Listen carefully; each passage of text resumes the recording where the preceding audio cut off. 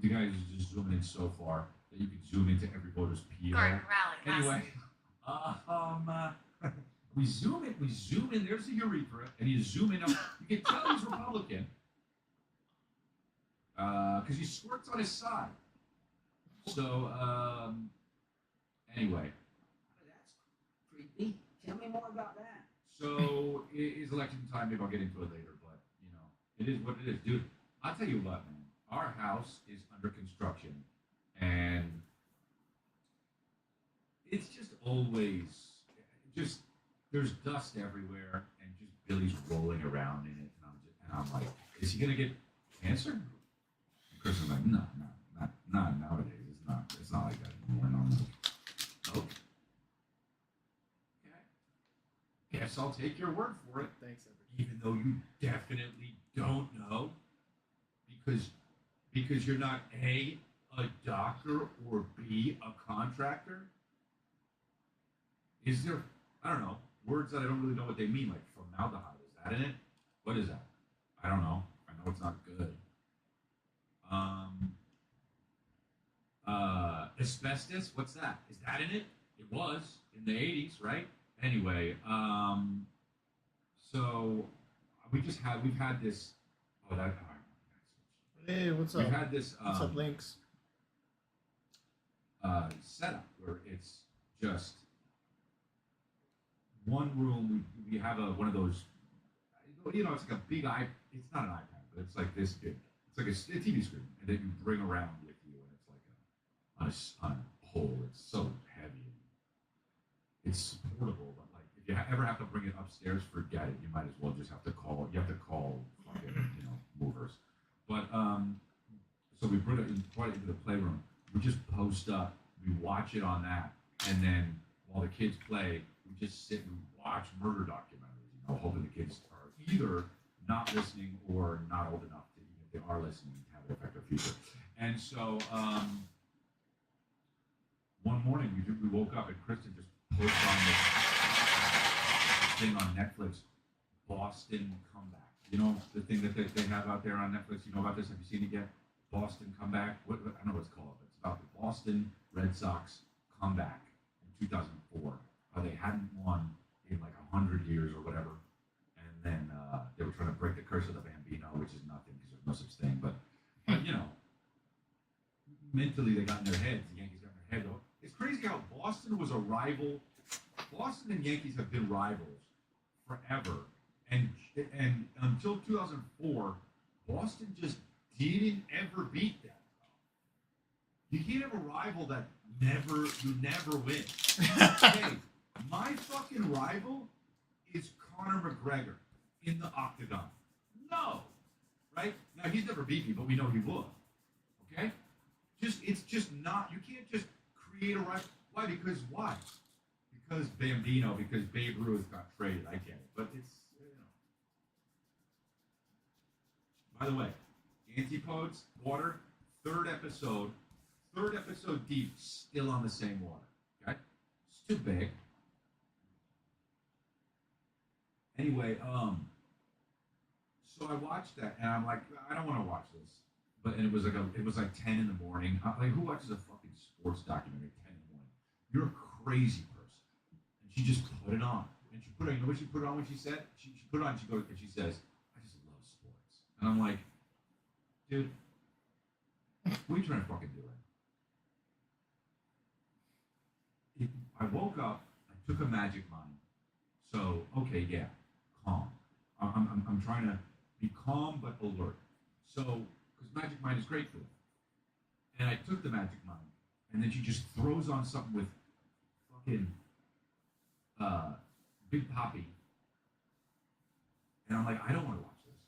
And she says, oh come on, it's so great. Why not? And I'm like, yeah, leave it on.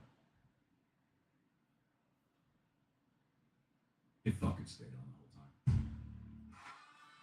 The whole day. It stayed on the whole day. I watched all 3 parts. And I'll be damned if I'm not a little bit more of a Boston fan now, and I don't even care about baseball. But after that, I watched the Dodgers games. So now you know I might be a full-blown sports addict. But it is really interesting what, like, sometimes I think about, like, the sports that they created, and they just created them because they happened to create them. Did you ever think about that? Did you ever think about that? Like, sports just were created because they happened to be created. It's not like people were like sitting down like, let's create a sport. What do we do here? It just happened. It just so happened that somebody started hitting a ball with a bat, and then they're like, well, make the ball smaller, make the bat mirror this wood, and then you do that, and then you know, and we'll run over there. We'll run all the way over to there, and then they run all the way over there, and they're like, where do you run next? And I'm like, oh, there. Where's that? That's the second place. So that'll be the second base there. And then they create rules, and then it happens, and it's like, what if you hit the ball too far? That's not fair. Oh, we'll just count it as a run. It's a home run. If anyone's on base, then they score, right? And it just happened to create a game that just kind of happened. And now it's in America, and it's got its roots in America. Some of these sports that just happen to be created, like soccer, just happen to be created, or football. We don't call it if you call it football, right? If you're a European, and then it's like, oh, soccer is kind of like a basic ass sport. Like you're just kind of kicking the ball around, hoping you score, right? Like baseball is totally different. Offense is totally different from defense. Offense is I have a bat. Defense is I don't have a bat. And that ball you hit, one of us is going to catch it. Right now it's 1 versus 9. We got 9 dickheads in this field right now. Well, one of us will get it. And one guy with a fucking weapon, you know?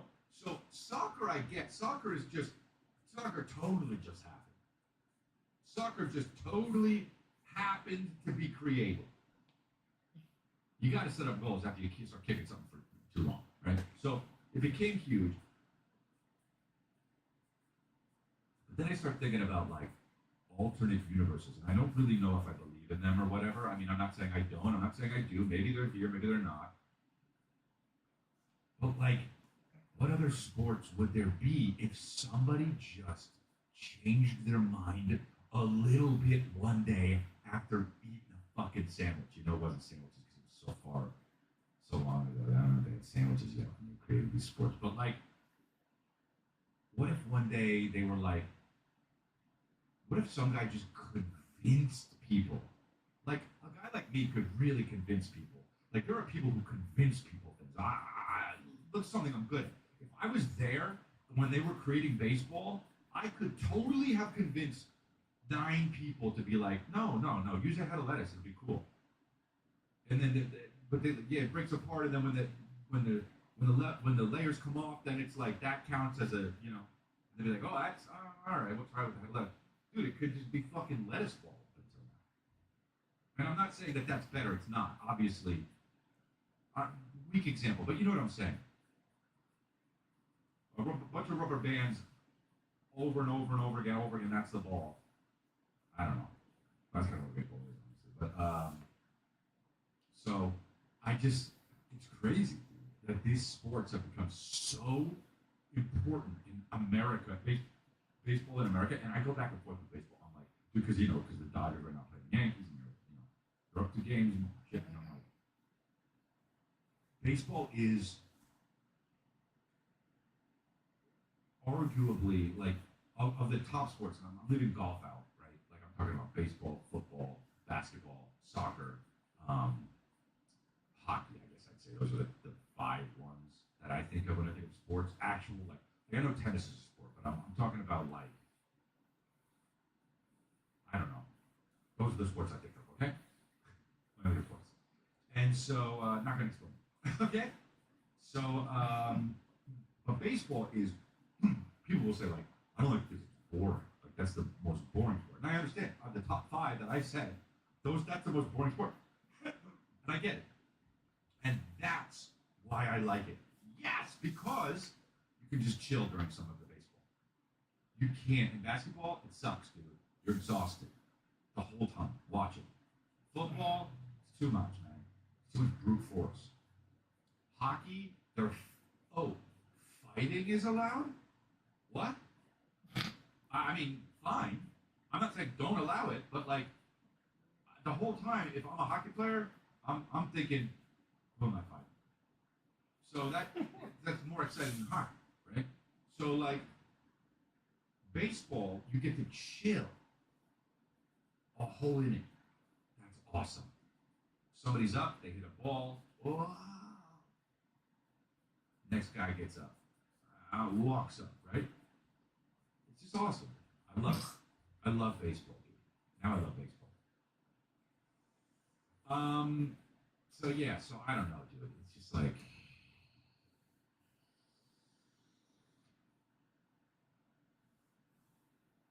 gotta watch that Boston one. It's pretty good. Pretty damn good. But they can really make the fucking sports documentaries though. Right? Like when you put all of the good parts in something and then show it, you get a false view of how it really is. Because then I watched the whole Dodger game afterwards and I was just like, ah man. Ah man. Kristen is studying to be a therapist, you know, which is just absolutely great for me. It's just really great. And you know, because I get to learn about what I'm doing. The best part is I can't argue with it because it's my subconscious. So it's great. Well, what you don't realize you're doing is, oh, that's good. Well, oh, because you took a, oh, because you heard somebody say it. Well, fantastic. So, she had to watch. She does a lot of it online.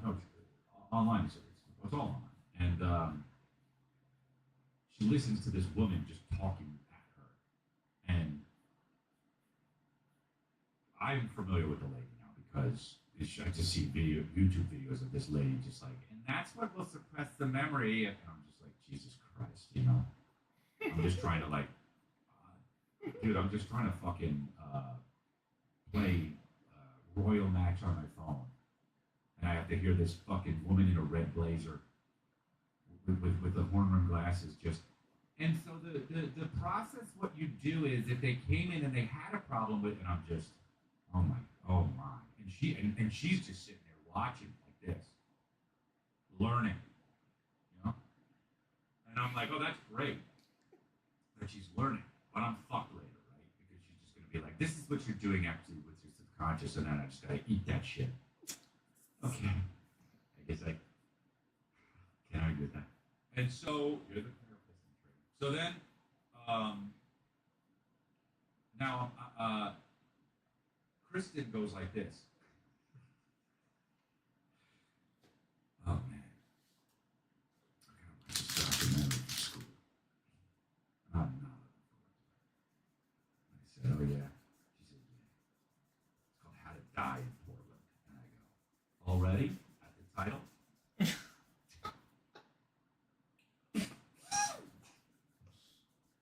Dude. I need to land safely from here. Because I'm not watching it, right? I mean, dude, the title, How to Die in Portland, first of all, sounds like it could be one of two things, right? The worst movie ever made in 1994 with the soundtrack, like, with the Cranberries as a soundtrack, or a documentary that is very sad. And it turns out it's a documentary that's very sad, okay? Even worse, it has 100% on Rotten Tomatoes, which means it's even worse. Do you know what I'm saying? If I want to watch a documentary on something, I want it to be at 50% at Rotten Tomatoes. I don't need it firing on all cylinders. If it's a documentary, then it's real enough. Make it 50. Make it 50%, dude. You know? I want to pop in and out of it and listen to it kind of and be like, oh, okay, is this true? Is that true? Oh, I don't like the way they dealt with that part. I don't want it to be, you know? I want it to be a little bit filled with horse shit. Real life is real life. Like, I got a pain in my stomach. It sucks. I don't want to watch a documentary about a pain in my stomach for an hour and a half. 100% on Rotten Tomatoes. In Slam Dance, dude. And so then I look on the thing, and it's got 100% of Rotten Tomatoes, and I read the description, and it says, took Sundance by storm, and I go, oh, dude. Ah, dude, I'm sorry. I have to land safely from here, sweetie. You're gonna have to watch it yourself. Birds flying by into the trees, but I'm safe. So let's just look at the let's look at the actual description. How to the I mean, look, the one thing I will say about this title is you know what you're gonna get. All right? Even I type in the title and it shows me the suicide crisis lifeline. 98 lifeline. And they say it has languages in English and Spanish. So if you speak anything else, it's fun. If you're Japanese, that's why I like Japanese people. So anyway, let's get to here we go. How did I in Oregon is called? Oops, I said Portland. Oops. Okay, so that's what it's called. How did I in Oregon? So that's what. I was mixing it up with Portland. And so, yeah, so how did I in All right, let's look at the description of this. Here we go. And just this is what it says, right? So, in 1994, Oregon became the first state to legalize a terminally ill person's request to end his or her life with medication. So right there, you got to sit down. If you're if you were standing up in this, I'm not talking. I am talking to you, but I'm not in a room with you. If I said this to you in a room, just me and you, we both have to. I'd sit down before I said it. I'd say it, and then you'd have to sit down because that's just too much. That's too much to hear when you're standing up. And I wouldn't say this beforehand. Are you sitting down? Because that's so fucking annoying when people do that. Because then your anxiety spikes through the roof.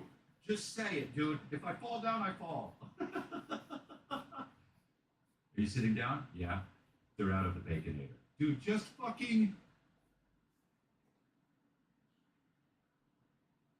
Oh, it wasn't worth it. I don't care. I don't like Carl Jr. So there's the sentence, the first. You know? An interesting thing to hear. Knowing that I had all these plans in my head to chill though. Right? I had a life. I thought because I had the kids all day that I had a license to chill. Okay? And then, while she's photoshopping, I have something due tomorrow. By when? 9 a.m. Ah, fuck. So she says, I gotta get to work. I was like, cool. Can you just put Billy down? Hell yeah, jumped on it, dude. Saw it coming. I said, oh, cool. Could you put Billy to bed and then do whatever you gotta do? I'll put Calvin to bed later. Fuck yeah, dude. Goodness losses. Knew I couldn't have knew I had to put Calvin to bed because she'd be well into her work, okay? But the Billy one, just put it down, and then you get to just go, she says, I was just gonna ask you to do that because I gotta go do it right now. And I go, oh, I don't have a license to chill. I thought I had a license to chill. I don't have a license to chill. Okay, it's all good. Let's not get worked up. So I go, yeah, I'll put him to bed. She leaves, she goes upstairs. I get a text. As I'm changing Billy's diaper. Actually, you know what? Let me read it. I'll just read it. Get your blood boiling. Let me just read it for you.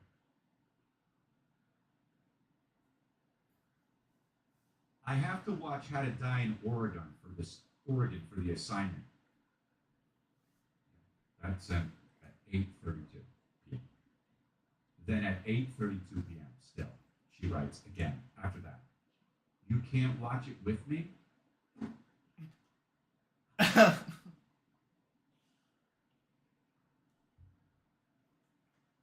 Hey, do you remember?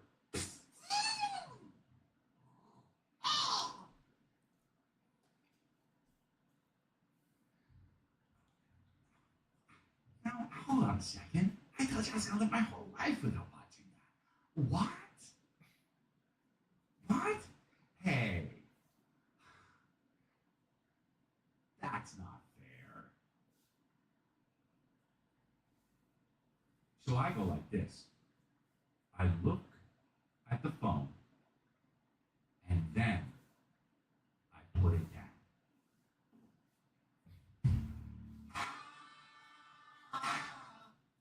Okay? I put it down because I think, can't respond to that. You know why? I fucking already did. Yes. What the fuck? You already have the You already have the answer. Wait.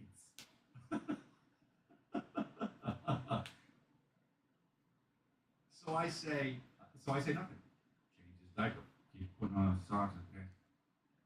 Then at 8:36, 4 minutes go by.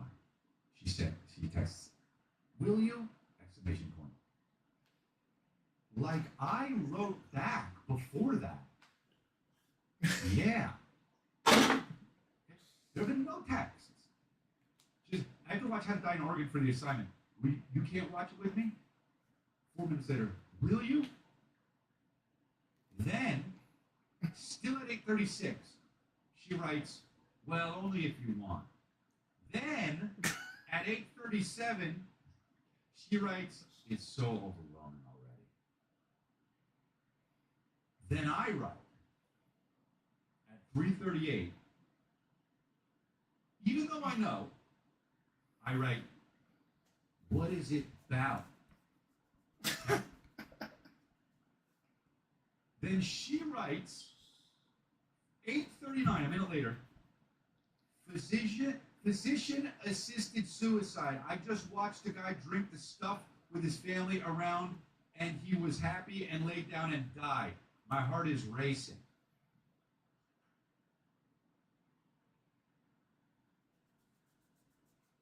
I don't even want to read that.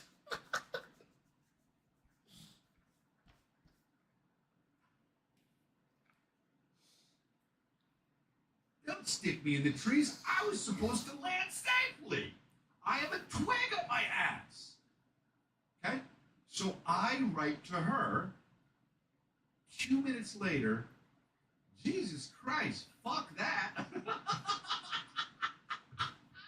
We're in the same house, dude. Putting Billy to bed, right? Wiping his ass. She says, then the same minute, "Ugh, I want support though." There's 6 pillows on the bed. So I write, "I am with Calvin, babe, LOL. Come on, Cal. Look, you know what assisted suicide is? You don't even know what suicide." All right, we actually have to go back to the beginning. So life. So she says, "I know, but he's going to bed soon." Oh, dude, are you gonna pause it for me? So then I write, "I'm gonna say something so clearly, and I hope that it gets through, but I don't think it will. You know what? Men and women, huh? Right? It's up there." So I write to her, "I deeply don't want to subject myself to that movie." Okay? That is the most hardcore text I've ever sent anyone, except for one time I texted a porn star, "My dick is a rocket ship." Okay? And then her boyfriend texted me back. And that was crazy. It's like 15 years ago. So she writes back that minute, No, I get it. Okay, babe." And I go, "Oh, shit, rebate. Did it really work? I don't have to watch this fucking thing?" Dude. 5 minutes later, I'm playing with Calvin still, right? Just having a fucking great time.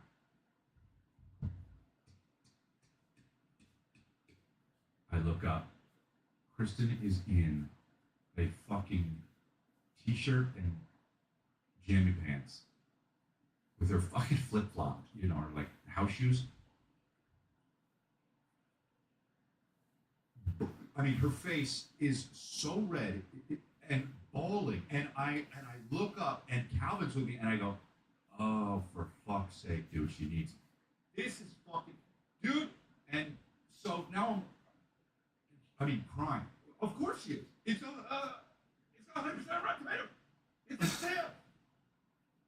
And so she hugs me and just breaks down about, how many people are watching the documentary die so far? 9 times, 9?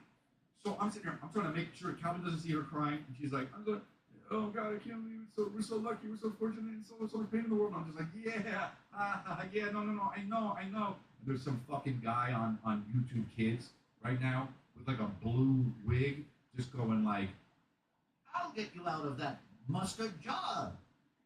Help me. and I'm just like, okay, oh, it's okay. And then she wipes her tears and then she goes back. And I put Calvin in bed. And I walk into her room. Let's call it her room right now because all the shit that's happening in there at this point, that's for her. So I walk into her room and I gave you cigars and she's crying because she's watching the show. And she looks at me like, did you come to? And okay, I'll sit down. I sat down. I watched a minute of it.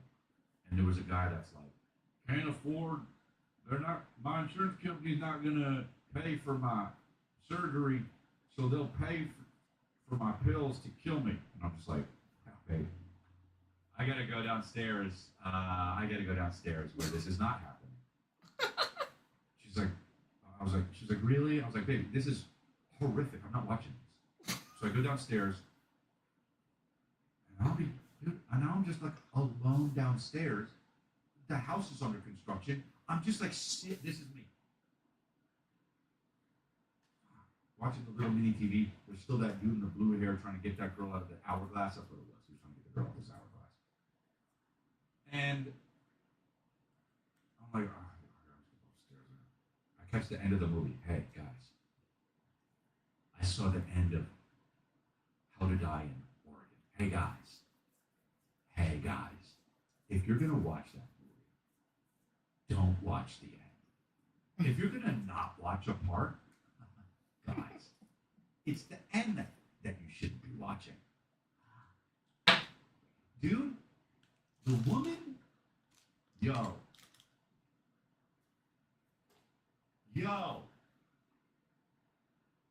I don't even, it's not funny. It's how do you, dude, it's probably the last 15 minutes of the movie, and the woman is just like in bed teaching her son, who's like 20 something, how to make her life religion fair. How to make her Christmas cupcakes or whatever, treats or dessert that she always makes that she's not going to be able to make next year, obviously. She's teaching him how to do it from her bed. He keeps coming in with the pan, and he's like, does this look good for the thing? She's like, yeah, you just got to get the ridges, and oh boy, I'll come in a little bit. I'm tired. She comes in, she's breathing heavily. She's like, you do a good job, goes back, and she's just like, oh man, this is tough. I can't wait to do this really because it's just I feel okay. Like I have terminal cancer and I don't want to spend the last days of my life shitting myself and like in so much pain. I'm in so much pain now. So Kristen's crying. And then it shows her having to drink the liquid, and it shows the outside of the house. And you just hear audio. And she's just like, thanks everyone for being here. My doctor's here, and the doctor gives her the thing. And she's like, it tastes really bad, so just best if you just down it quickly. You get really sleepy, and then I'm just like, in the bed. And she's just, she's been watching it since the fucking opening title. Is showing the house and just audio, which made it like so eerie. Okay, I love you, Mom. I love you, Dad. She's 54 years old. She's got her parents there, her sons, and I'm just like, okay, now drink it. And then you hear the doctor. She's like, there, that's great. They're perfect. All right, so you're gonna get really sleepy. Oh God! And then the doctor leaves. She's like, I'm gonna do this time for your family. And then she's like, you hear her crying, and then she's like, I wish people knew about this more. Like, it's so easy. I'm getting so tired, and like the room is starting to spin. I'm like, I feel fine. And then the movie ends, and it just stops, and the movie ends, and I'm just like, that's the end of the movie. It just stops when she dies, and I'm just like, that's just like death. It just stops. There's no ending. You just stop, right? It's not like there's some fucking huge crescendo and denouement. You just stop being. You stop living. You don't even die. You just stop living, right? You have this thing where it's like death is this grand thing that happens. It's kind of you just stop living. It's shit. White guy, this white couple is going as P. Diddy and Baby Oil, and the kid did blackface. Dude, why is it something that people, what, I'd like to know the statistics on, doesn't everybody know to not do it because of either racism? And if you don't buy that, if you're like, I don't care, it's racist, I'm going to do it anyway, I'm not racist. Okay, fine. That's an argument that you can make. I'm still going to do it. Still, it's going to make your life worse, right? So what's the upside? Getting someone to go like this?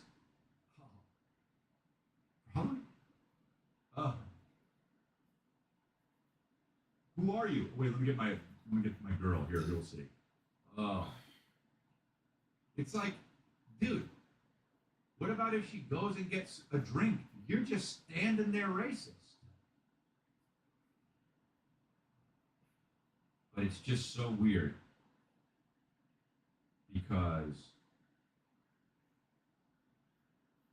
the woman or the girl, I don't remember what they're called, but the girl is Baby Oil. It says Johnson's Baby on her shirt, and she's holding a bottle of baby oil, which she doesn't need to be because no one of baby positive or all of baby oil.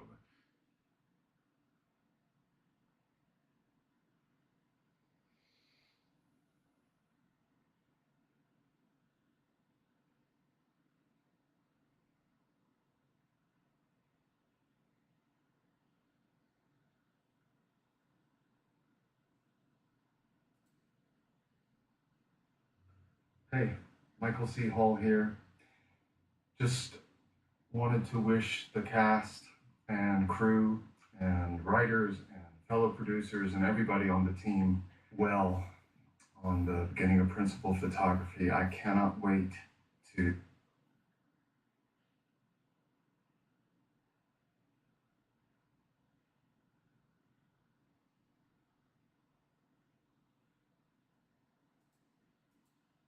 them are bringing a lot of to the table, but we have to be honest with ourselves that permitting 500,000 immigrants in a society like ours is much different than permitting 5 million or 50 million immigrants.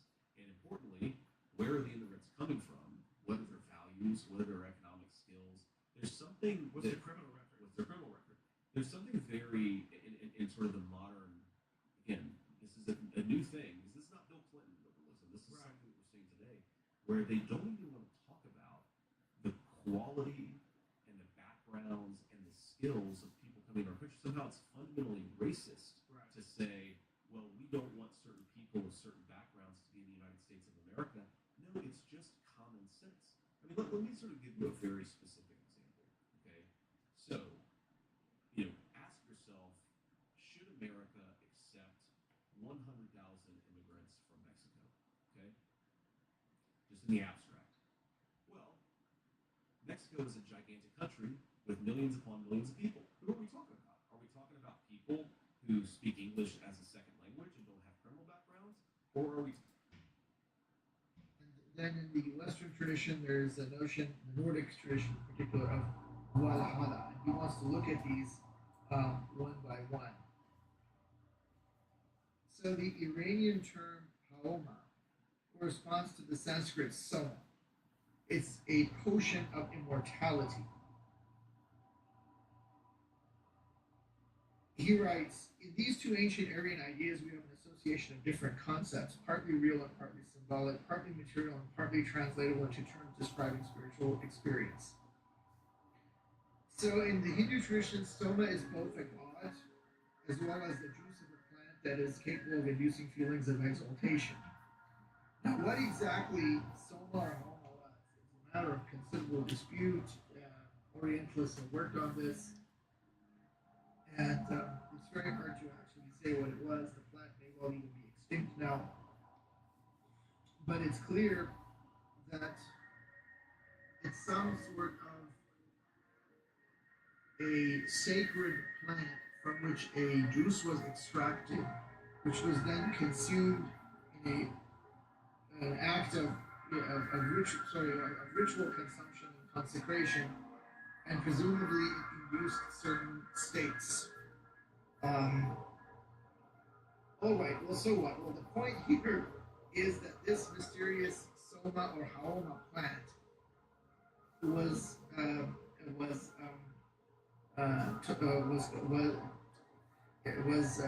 something which grew on very high mountain peaks. The mysterious haoma grows on high mountains. So the point that he's trying to make is that again, this whether it's ambrosia or soma or haoma, this plant and the juice that comes from it is associated with the idea of elevation, height,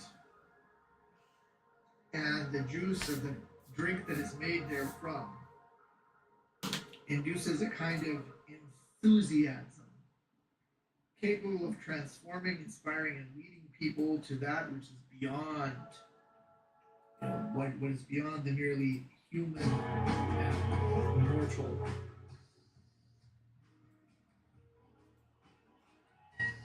So this enthusiasm in ancient Greece is was associated with a kind of the divine frenzy of Dionysus.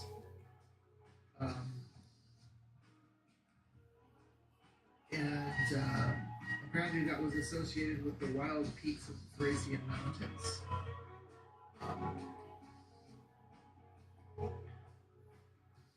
He also speaks of a reference in the ancient Iranian Zoroastrian text known as the Yasht, which characterizes the mountain as the seat of a kind of royal or divine glory. And this is associated with the notion of the philosopher king in the Iranian tradition. In the Iranian tradition, glory, was not an abstract concept. And he doesn't mention that this is associated with the philosopher king, but this is what I'm telling you, it actually is. And he almost just sort of obliquely refers to it by saying that it's associated with the privilege of a luminous Aryan race. In the Iranian tradition, glory, was not an abstract concept. It was conceived as a real and almost physical force, although invisible and of non-human origin. Glory was generally the privilege of the luminous Aryan race, but more specifically, it belonged to kings, priests, and conquerors belonging to this race. So he doesn't really say philosopher king. That's what he's talking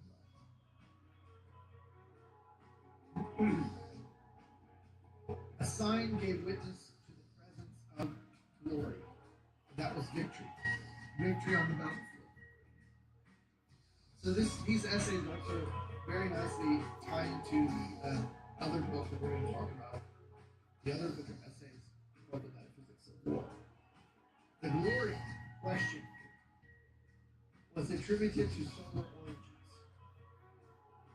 So again, you have the notion of height.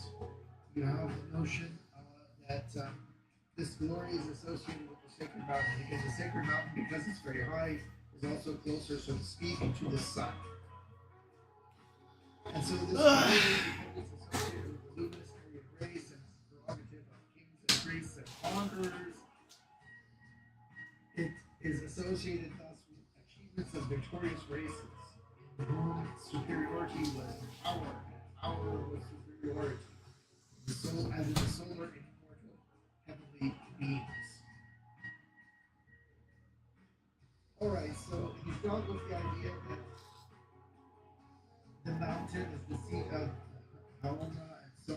grows up. It's the seat of this kind of regal glory, and now he wants to talk about Valhalla. So he has some remarks. I mean, this is about Richard Wagner, which we're not interested in. So the Nordic Scandinavian kind of heaven court of fallen heroes is known as Valhalla or Valhalla with a V. He brings this up again in the metaphysics of war. So the king of Valhalla is Odin. In Valhalla, because it is the court of fallen heroes, it expresses an ocean of, again, it's a mountainous abode, and so it expresses the notion of a kind of sacred seat or privileged space of immortality. Because this is where the fallen heroes end up. On the next page, which is page 15, he says this seat of immortality is also often associated with Asgard, the city of the Asen, the divine luminous beings engaged in a perennial struggle against the dark creatures of the earth, the Elementaves.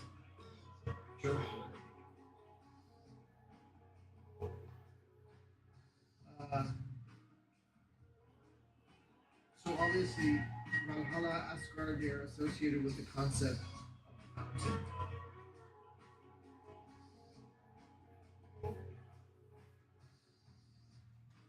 Then sort of the conclusion, if you go down in the last paragraph on page 15, he kind of wraps it all up and says that the mountain is the seat of awakening, of heroism, and at times of transfiguring heroic death, place of enthusiasm leading towards transcendent states, place of a pure asceticism and of a triumphant solar force that opposes the powers that paralyze and obscure and degrade life. These seem to comprise the ancient symbolic perception of the mountain. Nicely summed it all up. So this perception of the mountain emerges in a cycle of legends and myths that are endowed with many similar characteristics. And he says that this could be elaborated upon at length, and above-mentioned examples that he gave are just a few, quite a vast range. So that's the second essay on mountains. Then on the spirituality of the mountain, here he goes a little bit deeper into these themes.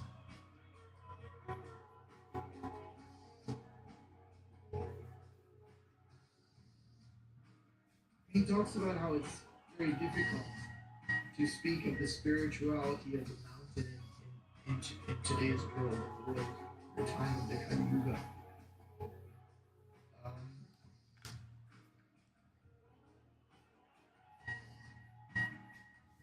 And this is because he says the contemporary era truly lacks authentically transcendent principles and visions. And he's only interested in the symbolism of the mountain and of mountain climbing because of the transcendent principles and visions that are there.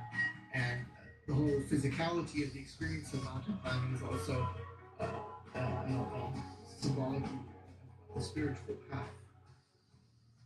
So in this essay, he tells us that he's gathered kind of specific proof, he says, in an attempt to demonstrate that since the oldest times in almost every civilization, the mountain was uniformly regarded as the symbol of inner and transcendent states of being, and as the allegorical seat of divine natures, heroes, and transfigured beings who have been taken beyond the mere human condition. Some of which he already did in previous, but here he wants to go into it in more detail. But in order to do this, page 18, second paragraph, he says, in order to do this, it is first necessary. In order to do what? In order to analyze this idea of what the mountain symbolizes, it is first necessary, he says, to reject all the contemporary interpretations of the spirituality of the mountain and of mountain climbing. right, so what are these interpretations or assumptions? He says the first of the current assumptions is the purely lyrical view. So he's not interested in some sort of literary rhetoric and poetical sort of lyricism, which he classifies or characterizes as the worst poetry of the worst kind that consists of bourgeois sentimentalism and conventional and stereotypical idealism. From this perspective, the mountain is seen as part of the landscape from a distance and is represented as picturesque. So he's not interested in any of this kind of sentimental emotionalism, but how about how pretty the mountains are, how nice they are, how beautiful they look, and so forth. The second current assumption which he wants to get rid of is the one in which the spirituality of the mountain, at the very bottom of page 18, in which the spirituality of the mountain is conceived in terms of naturalism. This is the view of a generalization characterized by an opposite sentiment to that which I've just described. In other words, opposite to what he calls the lyrical. This generation, he says, generation in which he would found himself, may be characterized as the generation of the crisis, which by and large is a German product. Out of an obscure need for organic, biological, even psychic compensation, out of an instinctive revolt against the civilization that had become synonymous with dry intellectualism, with mechanical forces and utilitarianism, and this conformism that has occurred in exodus toward nature and the emergence of an absolute need for the mountain to represent that which is anti-city and anti-culture. Thus, what has arisen is a new primitivist mysticism in regard to nature and the sports practiced in nature. So this is not to be confused with a literary, rhetorical, poetical, lyricist understanding. This is another kind of text. He wants to distinguish this from people who are just trying to get away from what we might today call the built environment, the life of the cities, and just to go out in nature as a kind of rebellion against urban living. So he says we have to get rid of this assumption as well. So the mountain is really none of these things. You may find these things there, but that's not what Ebola is interested in. Then in the next paragraph, he wants to say he doesn't want to be misunderstood. There's nothing wrong with the idea that people want to get some rest and relaxation and get out the rat race of the city life, go into nature and breathe some pure air and so on and so forth. But again, this is not what he is interested in.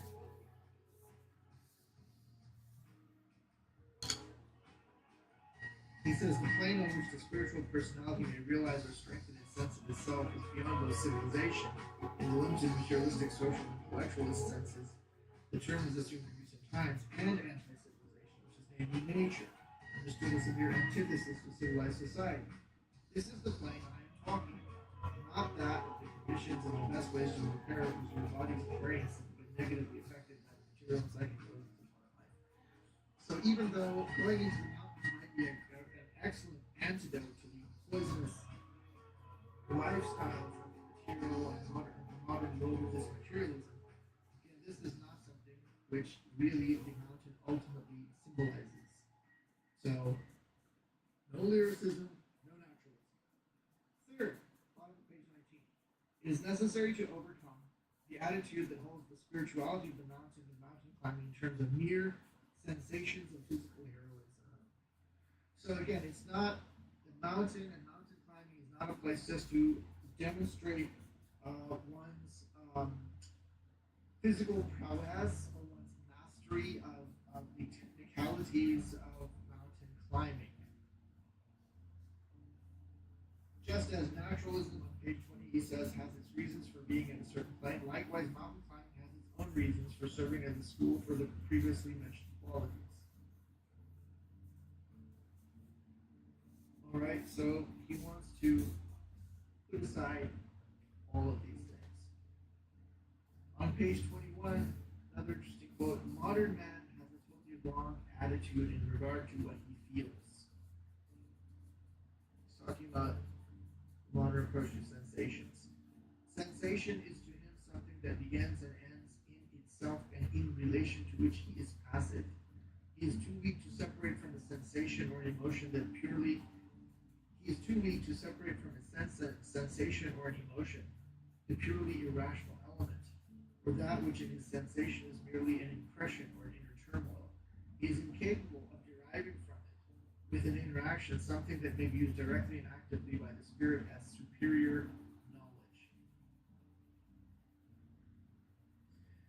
He goes on, this is also the case of the experience of the mountain. Those who are irresistibly attracted to the mountain have often only experienced an emotion, a greatness that is beyond their understanding. They have not learned to master a new inner state emerging from the deepest recesses of their beings. So the mountain has to be something above and beyond mere lyricism or naturalism or the mere opportunity to demonstrate physical and technical prowess or to have merely what he calls these mere sensations. The mountain for him can serve as a symbol which can lead to a very profound and deep inner realization. But for that, you have to go beyond the merely emotional level. The bottom of page 21, in the last paragraph, second sentence. More often than not, man stops at the emotional level, which usually has a perturbing quality, rather than a feeling of conquest and special knowledge. The irrationality of impressions, visions of inexplicable elan, and gratuitous acts of heroism urge man forward along ascending paths. Thus, he eventually begins to act from an interior motive. It is in the context of the subconscious that he finds himself introduced to a wider reality in which he is transformed to a state of calmness, self-sufficiency, simplicity, and purity. Moreover, he receives an almost supernatural flow of energies that cannot be explained through the determinism of physiology. He also feels an indomitable will to keep on going, to commit himself again, to challenge new peaks, new abysses, new faces. It is precisely in this drive that we find inadequate the translation of the material action in regard to its meaning. The transcendence of the spiritual impulse in relation to external conditions, to the deeds, the visions, and the bold actions that have propagated its awakening and that still constitute the necessary material for the concrete expression of that very drive.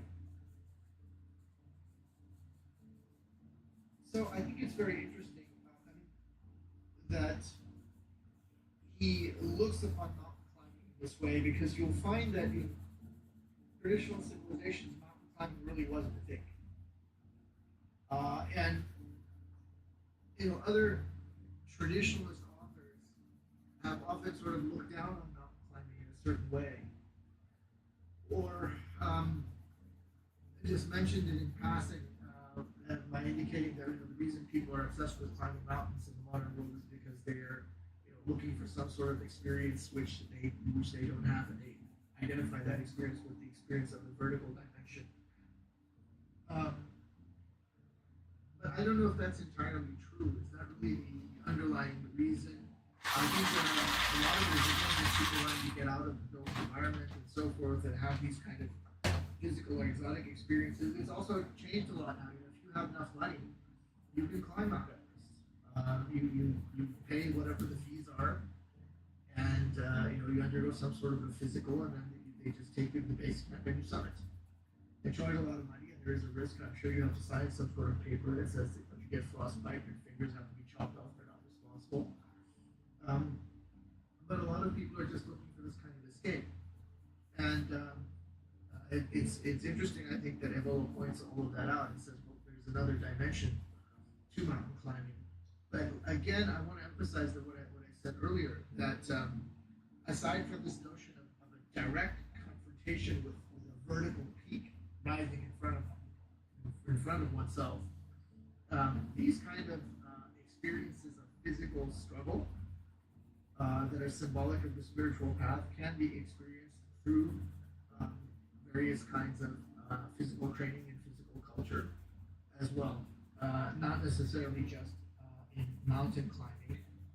Um, so we've already put in talked for about an hour, and these ideas are more or less repeated in the rest of the essays. The number 6, which is a mystic of the Tibetan mountains, is just concerned with the Tibetan Buddhist teacher Milarepa, and of course, in the land of Tibet, you have this very interesting form of Buddhism known as the Vajrayana. And again, it's a completely mountainous, it's a Himalayan plateau, very mountainous region, and so there are many ascetics on different mountain peaks and monasteries and so forth. And there's a fascination which many people have with Tibet. I just want to say a remark about ascending and descending. There he's actually talking about skiing. I don't think it's the same essay, but he has a similar discussion in The Bow and the Club, which he calls the psychoanalysis of skiing. I wonder if that's the same essay. It might actually be. So ascending and descending, which is on pages 43.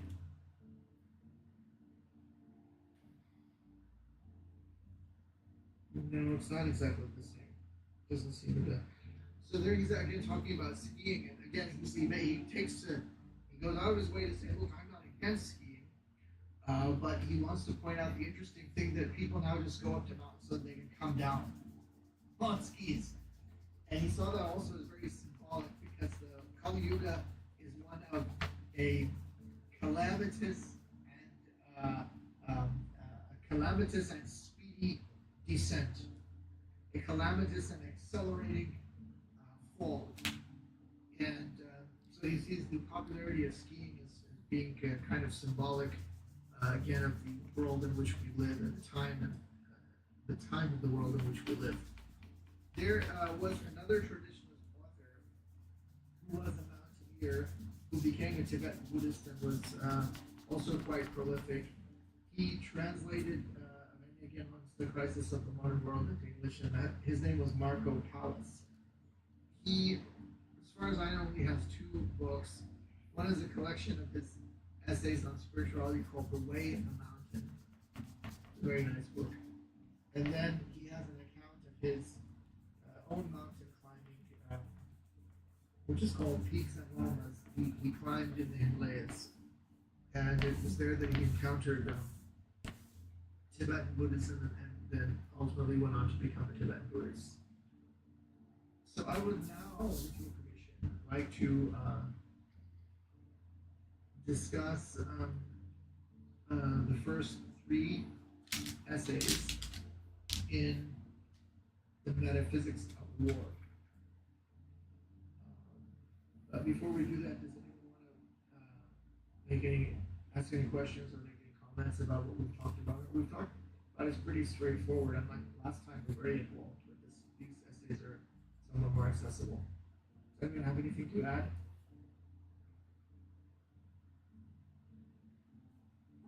Okay, I take that as a no.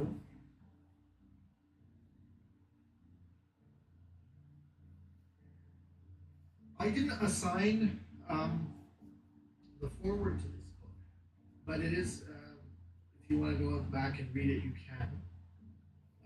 It's by someone named John B. Morgan IV. I really don't know anything about that person. I don't know who this person is. I suppose you can search him on Google. I have not. So the book is called Metaphysics of War: Battle, Victory, and Death in the World of Tradition. It's published by London by Arctos Media. I have the 2011 edition. I think there's probably a newer edition out as well. The title is very unusual. You think of war, you don't think of metaphysics, do you?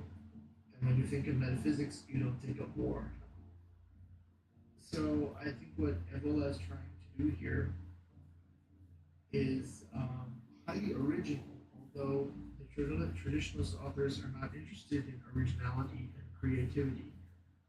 If they're interested in originality in any sense, it's not originality in reference to the ego, but to the origins. That's to say, rootedness in principles of a transcendent order. But this is an interesting introduction as well.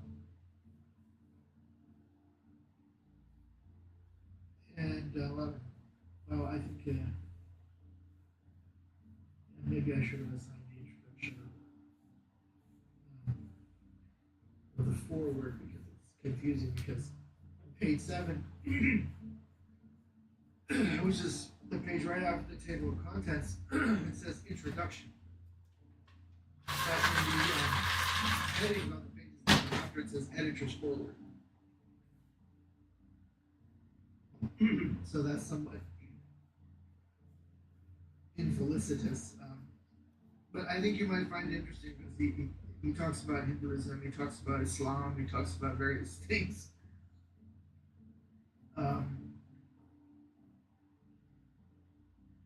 And the concluding sentence of the penultimate paragraph on page 19 is worth quoting from the editor's foreword or the editor's introduction. So this is not Ebola, but it's a nice couple of sentences.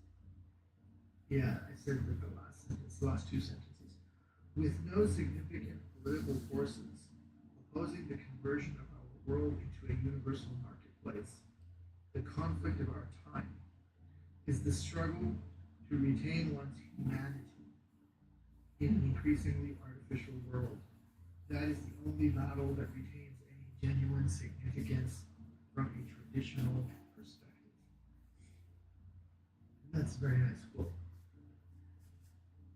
So, Ebola is also obviously concerned with maintaining one's humanity, retaining one's humanity in the Kali Yuga. And he devoted an entire book to surviving, if you like, in the Kali Yuga, which is called Riding the Tiger. And there he speaks in very general terms. But Ebola was very much impressed with Buddhism as a spiritual path. But it's Buddhism very much interpreted by him, or what he calls the earliest teaching of the Buddha, which he spells out at length in his very well written study, The Doctrine of Awakening.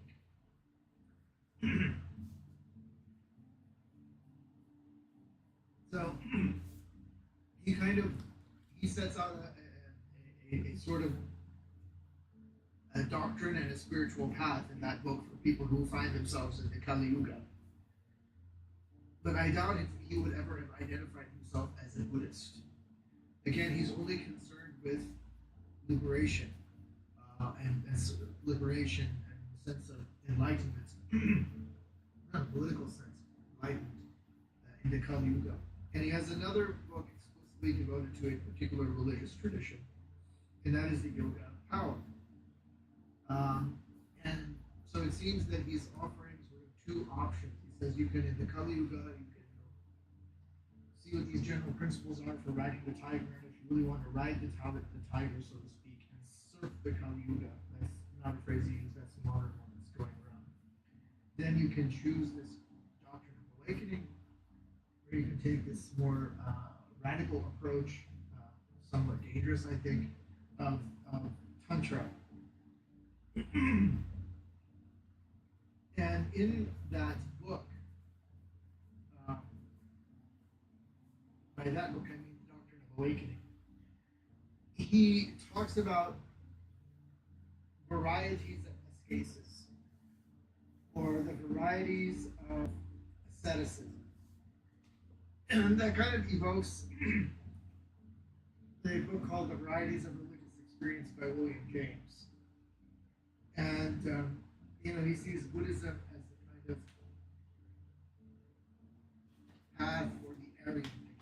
And but again, Aryan not in a racial, in a biological sense, but of the noble person, the warrior, the Kshatriya temperament. So, naturally, when he talks about this warrior temperament, he has in mind this spiritual kind of warfare. And indeed, the spiritual path can be seen as a kind of heated battle with the forces of the base ego, right? And at the same time, he thinks that there is, just as there is with mountain climbing or forms of physical culture and physical training, not sports, similarly, in the actual act of war, there is a transcendent dimension. And that's what he talks about in this essay, The Forms of Warlike Heroism. He actually is interested in a phenomenology of warrior experience. And I see this phrase, phenomenology of warrior experience, as a kind of extension of this notion of varieties of ascesis that we have in his other book, The Doctrine of Awakening. So let's just jump right in. This essay, The Forms of Warlike Heroism, from the Metaphysics of War, Battle, Victory, and Death in the World of Tradition, begins on page 21. And he straightaway says, the fundamental principle underlying all justifications of war from the point of view of human personality is heroism. This tells us a lot about Ebola. I think this book is really very accessible and it's absolutely fascinating because it gives us a very deep insight into Ebola's own spiritual temperament. And it's one thing to say, yes, he's kind of a Kshatriya, but here it really comes out. And you also have to remember that Ebola was no mere theoretician here. He's not an armchair warrior. When the First World War happened, he went and he served. I think for some reason, health reason, more than likely, he was barred from service in the Second World War. But this didn't keep him from going about his life, and in fact, he wanted to experience danger. And he would go outside during air raids. And as a result of one of these venturings outdoors, he was hit by some kind of fragment, some kind of shrapnel, and suffered a lifelong paralysis as a result. But he never complained about it. So Ebola himself has a kind of unmistakable heroic dimension, not just in his writing, but in his actual life and how he lived. So the fundamental principle underlying all justifications of war, from the point of view of human personality, is heroism. War, it is said, offers man the opportunity to awaken the hero who sleeps within him. War breaks the routine of comfortable life by means of its severe ordeals. It offers a transfiguring knowledge of life according to death. Now, if you yourself are acquainted with some kind of a warrior tradition or come from one, if you're, I can imagine someone who is of a samurai background reading this will find all this very, very congenial. Similarly, a Shia Muslim who's brought up with the notion of martyrdom and the story of Imam Hussein alayhi salam, the warrior Imam Ali alayhi salam, and others, this is just perfect. It makes complete sense. I think that the modern, effeminate, emasculated, woke people, of which there are many now in the United States, and generals who are left-wing liberals, would, as they say in America, completely freak out when they're read this paragraph. How could anybody say this? So that's why one reason among many that Irola is not liked by people of that ilk. He continues in this paragraph, the moment the individual succeeds in living as a hero, even if it is the final moment of his earthly life, weighs infinitely more on the scale of values than a protracted existence, spent consuming monotonously among the trivialities of cities. It's very well written. I must give credit to the translator because obviously Evola wrote this in Italian. I wonder if it's just as powerful in Italian. So we skip forward a bit in that same paragraph. War makes one realize the relativity of human life and therefore also the law of a more life. I think he means the hereafter here. And thus war has always an anti-materialist value, a spiritual value. So he could mean the afterlife, he could mean this very life, but living it on a higher kind of, again, heroic plane. All right, so after that beautiful beginning, he acknowledges that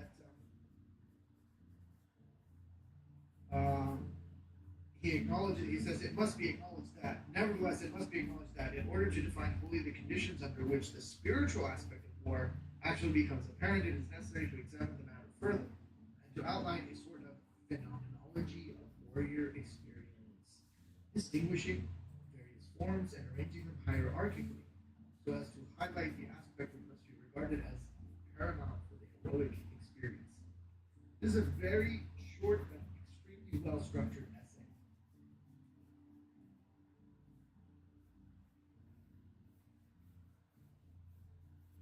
To arrive at this result, in other words, to distinguish the various forms in this phenomenology of warrior experience and to arrange them in a hierarchy, it is necessary to recall a doctrine with which the regular readers of Diorama, this is the journal in which he was published, will already be familiar.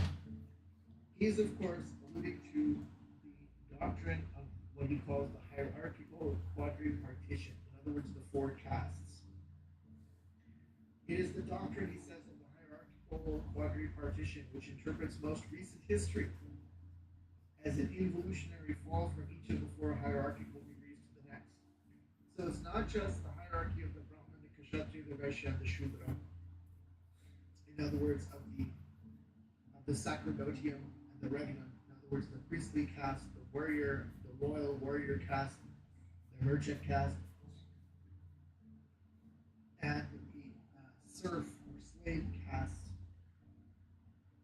But it's also the four yugas of the Golden Age, the Silver, Bronze, and Iron Age. Because each of those is associated with the rising to prominence and ascendancy of each of these four castes as well. This quadripartition, it must be recalled, is what in all traditional civilizations gave rise to four different castes: the slaves, the bourgeois. Here he's using the slaves, the bourgeois middle class, the warrior aristocracy, and bearers of a pure spiritual authority. Here, caste does not mean, as most assume, something artificial and arbitrary, but rather the place where individuals sharing the same nature, the same type of interest and vocation, the same primordial qualification gathered.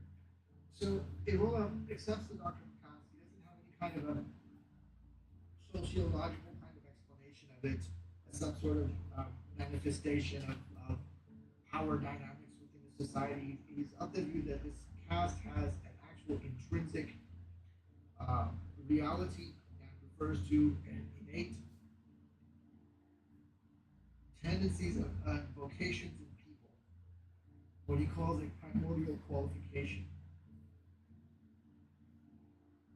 And so each of those people lives in a different kind of way. And so this is also influences the kind of warrior experience that you're going to have. Different kinds of wars lead to different kinds of warriors and lead to different kinds of warrior experience.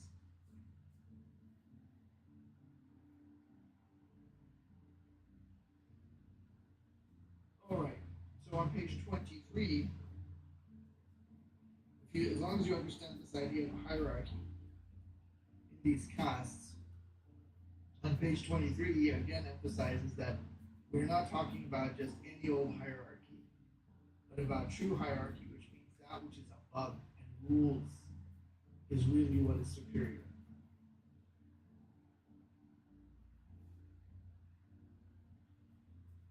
It is necessary to refer to systems of civilization in which at the center there is a spiritual elite, and the ways of lives of the slaves, the bourgeois, and the warriors derive their ultimate meaning and supreme justification from reference to the principle, which is the specific heritage of this spiritual elite, and manifest this principle in their material activity. However, there is an abnormal state. An abnormal state is arrived at if the center shifts, so that the fundamental point of reference, instead of being a spiritual principle, is that of the servile caste, the bourgeois, or the warriors.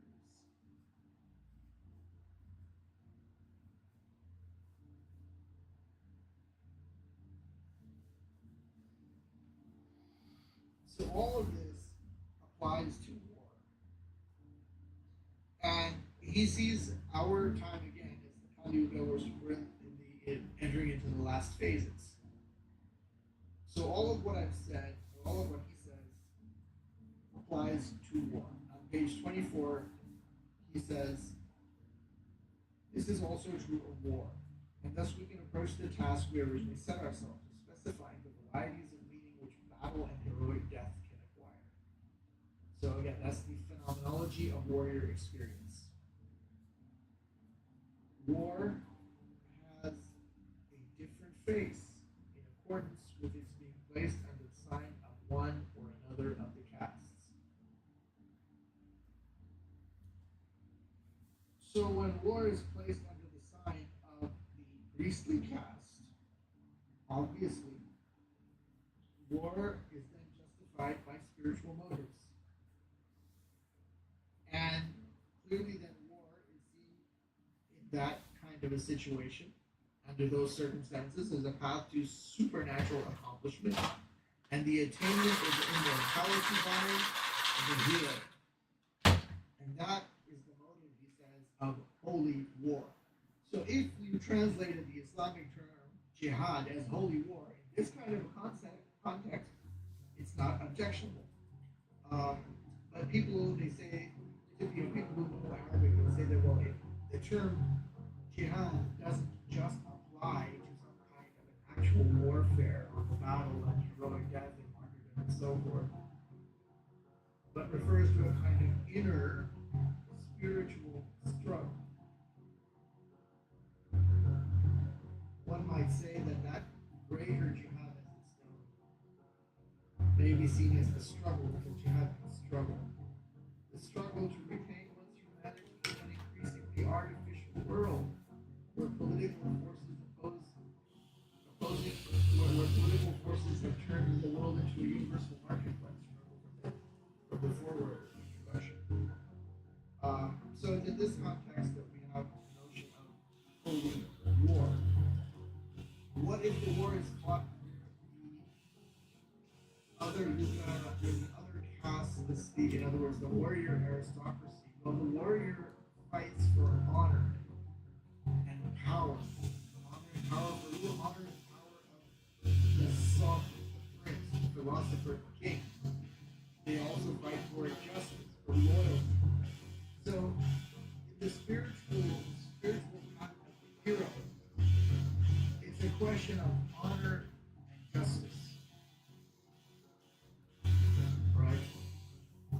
With the passage of power to the hands of the bourgeois, there was a deep transformation. At this point, the concept of the nation state materializes and democratizes itself in an anti-aristocratic and naturalistic conception of all land is formed, so that the warrior is replaced by the soldier citizen. So under the bourgeois nation state, the true warrior is replaced by the soldier citizen. And true martyrdom is replaced by just being canonized. And of course, soldier citizen really fights simply for the defense or the conquest of land. And wars are, as he says, slyly driven by supremacist motives or tendencies originating within the economic and industrial order. But what about the last stage? The last stage, leadership passes into the hands of the Shudra, the untouchables, the serfs, the slaves. And here he identifies this with Bolshevik, communist, what was the USSR. And here and the war that they favor, that the Shudra's favor is illustrated by a quote he produces from Vladimir Lenin. There's no source here, but it is: the war between nations is a childish game, preoccupied by the survival of the middle class, which does not concern us. True war, our war, the world revolution, the destruction of the bourgeois and the triumph of the proletariat. So these are so this is the psychology of the warrior experience. And having said that out, obviously there's different possibilities. And not all wars have the same possibilities. So what can we get out of this? Not all wars have the same possibilities, Ebola says, because of this is because of analogies which are not merely abstractions, but which act positively along paths invisible to most people between the collective character predominating in the various cycles of civilization and the element which corresponds to this character in the whole of the human entity. If in the eras of merchants and slaves, forces prevail which correspond to the energies which define man's pre-personal, physical, instinctive, telluric, organic, vital part, then in the eras of the warriors and spiritual leaders, forces find expression which correspond respectively to what in man is character and volitional personality, and what in him is spiritualized personality realized according to a supernatural destiny. Okay, so because of all of this, because of all of these transcendent factors, it is obvious that in war the majority cannot but collectively undergo an awakening, corresponding more or less to the predominant influence of the order of the causes which have been decisive for the outbreak of the war. So this is why some people actually undergo some sort of a profound experience if they experience warfare. But often they're not really sure what it is about it, but they just realize that they feel more alive, they somehow, in other words, they come in contact with something which is actually above them, but because they don't have the right orientation, they're not able to really understand what it is. So, in the light of this quadripartite division of the castes and the four yugas, what really constitutes the possibilities of the heroic experience? Well, according to Ebola, there's three kinds of points of arrival. Three primary such points, he says, instead of on page 25. These points correspond basically to three possible types of relation in which the warrior caste and its principle can find themselves with respect to other manifestations already considered. So the first would be the normal state. In the normal state, you're subordinate to the spiritual principle. And then there breaks out a heroism which leads to a kind of super-life, to super-personhood. The second kind is when under the warrior principle. So the first was when it was subordinate to the spiritual principle, the highest caste. If it's the warrior principle, it may, however, construct its own form, refusing to recognize anything as superior to it. Then the heroic experience takes on a quality which is tragic, which is insolent, steel-tempered, but without light. Personality remains and strengthens, but at the same time, he tells us, so does the limit constituted by its naturalistic and simply human nature.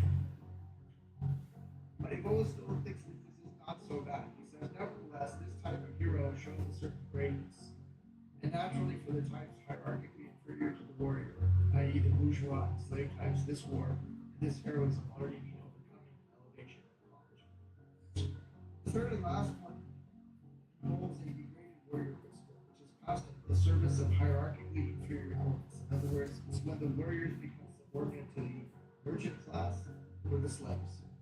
In such cases, Egolan writes, heroic experience is united almost fatally to an evocation and an eruption of instinctual, subpersonal, collective, irrational forces, so that there occurs basically a lesion and a regression of the personality of the individual who can only live life in a passive manner, driven either by necessity or by the suggestive power of myths and passionate impulses. And that's what we have today. And here's as an example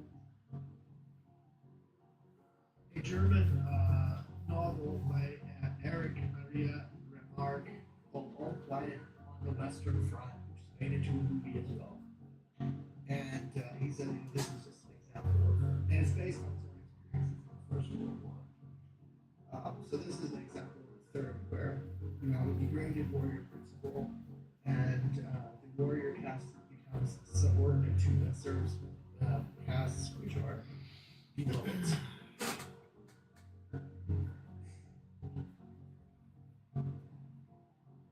Now this has an interesting conclusion. At the bottom of 26 and stretching over to page 27, it says, in preparation for war, which must be not only material but also spiritual, it is necessary to recognize all of this with a clear and unflinching gaze, in order to be able to orientate souls and energies towards the higher solution. The only one which corresponds to the ideals from which fascism draws its inspiration. Very interesting. So he saw fascism as having a potentially positive dimension. Although his own views on fascism are very much his own. You can't really characterize him, I said this last time, as well as a mere fascist. He liked fascism to the extent that he saw in it the possibility of a reconstructive revolution. He says this in the concluding paragraph on page 27. He liked the affirmation, as he saw it in fascism, of an aristocratic and spiritual concept of the nation as against socialist and internationalist collectivism. In other words, what was the Soviet Union? And also the democratic and demagogic notion of the nation as America and Britain. In addition, its scorn for the economic myth is very much against the reduction of life to mere consumption, and its elevation of the nation in practice to the degree of a warrior nation. So all of this is very positive for Evola. He saw it as the possibility, of a kind of reassertion of the warrior principle. Of course, it didn't happen, and he wrote with, he became actually opposed to Mussolini. And anyhow, he has written a number of writings that have to do with the deal with his views on fascism. So there's notes on his third right. We're not going to be looking at any of those, but those are well-known books of his. So now, let's just look at the next two essays. The Sacrality of War. The meaning of the Crusades is very simple. I don't want to say much about that, but the Sacrality of War is quite interesting. So in the previous article, we looked at the phenomenology of warrior heroism, the warrior experience. Here he wants to pick up the argument and look at conceptions related to war in the Roman tradition, ancient Rome. Here he immediately rejects the idea that the values of ancient Rome were secular. He says this is a false notion. He thinks that the principles that really made Rome great were actually sacred principles, namely the principle of the Imperium, the principle of the Eternitatis. Imperium, it says in the footnote here, was a power vested in leaders of Rome and was believed to originate from divine sanction. Eternitatis is a reference to Eternitatis Imperium, the maternity of Roman rule, who was in fact a goddess who looked after the preservation of the empire, so kind of the guardian goddess or deity of the Roman Empire. So whether you accept those guardian deities or not, the notion of the imperium, his point is that it was not a secular state. Those who want to limit themselves to a positive point of view, he says, are obliged to replace this perception, deeply felt by the Romans, with a mystery. The mystery, that is, that a handful of men, without any really compelling reasons, without even ideas of land or home, without any of the myths or passions to which the modern civility resort to justify war upon heroism, kept moving further and further from one country to the next, following a strange and irresistible impulse, basing everything on an ascesis of power. So he rejects a secular interpretation of ancient Rome. For him, the ancient Romans and the ancient Roman people were propelled by these kinds of non-secular, that is to say, sacred traditions, and that this was a kind of holy war, and hence the sacrality or holiness of war. So he's concerned very much with the warrior experience, the sacrality of war, in reference to ancient Rome. He says that the Romans never went into battle without actually undergoing some kind of sacred act of divination. In other words, what he says before, certain mystical signs had defined, so to speak, its moment. This is on page 29. Because of the mental distortions and prejudices resulting from modern education, those people of today will naturally be inclined to see in this an extrinsic, superstitious superstructure. The most benevolent may see in it an eccentric fatalism, but it is neither of these. The essence of the augural art, in augury is divination.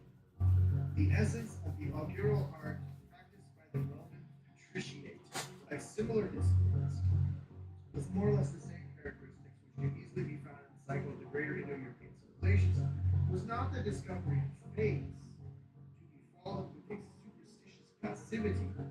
Rather, it was knowledge of points of junction with invisible influences, the use of which the forces of men could be developed, multiplied and led to act on a higher plane, in addition to the everyday one. Thus, when the harmony was perfect, bringing about the removal of every obstacle and every resistance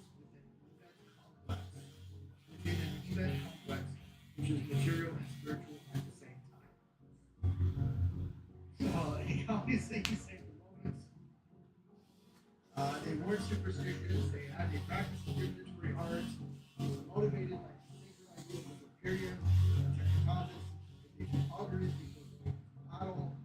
In other words, the whole enterprise was in no way akin to modern warfare. It was a kind of sacred warfare. Similarly, when they would win, it was a ceremony of triumph. And that ceremony of triumph, again, for him, is religious and is not militaristic in the modern sense. The modern the warrior principle is subordinate to the bourgeois or the slave principle. So there would be a kind of procession. The victor would go and plant, I think it was a wreath or an insignia.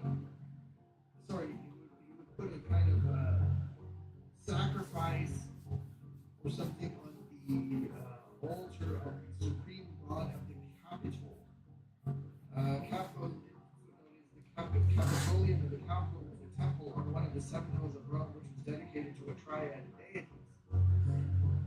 So, in other words, the victor would go to this place and would give thanks and actually attribute the victory to that divine power. There was also this notion of a kind of imperial apotheosis, and the idea of an immortal Numen. And Numen was N-U-M-E-N is a kind of power which they believed in, that was capable of producing effects of acting and manifesting itself. This kind of immortal Numen or Shakti or a kind of Uwa or Baraka, Arabic, flowed as it were through the emperor and was embodied by the emperor. Originally, the emperor, the imperator, was actually a warrior. It was actually an actual military leader on the field of battle. And when he would be victorious, that moment of victory would be seen almost as being transfigured by a force from above. This is the new.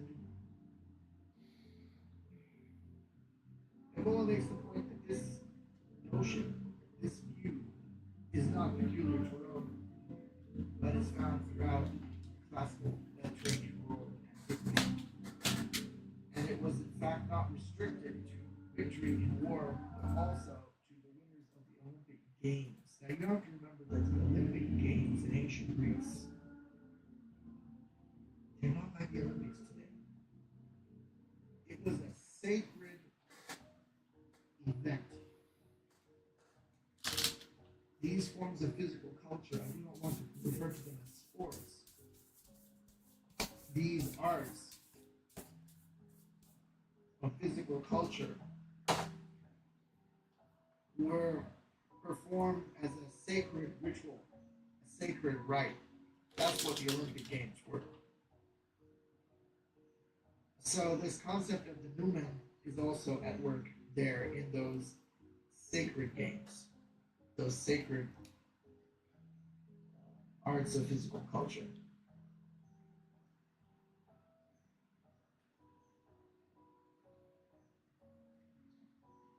So some more. At the bottom of page 31, he says, let us consider some other evidence of this tradition, which by its very nature is metaphysical.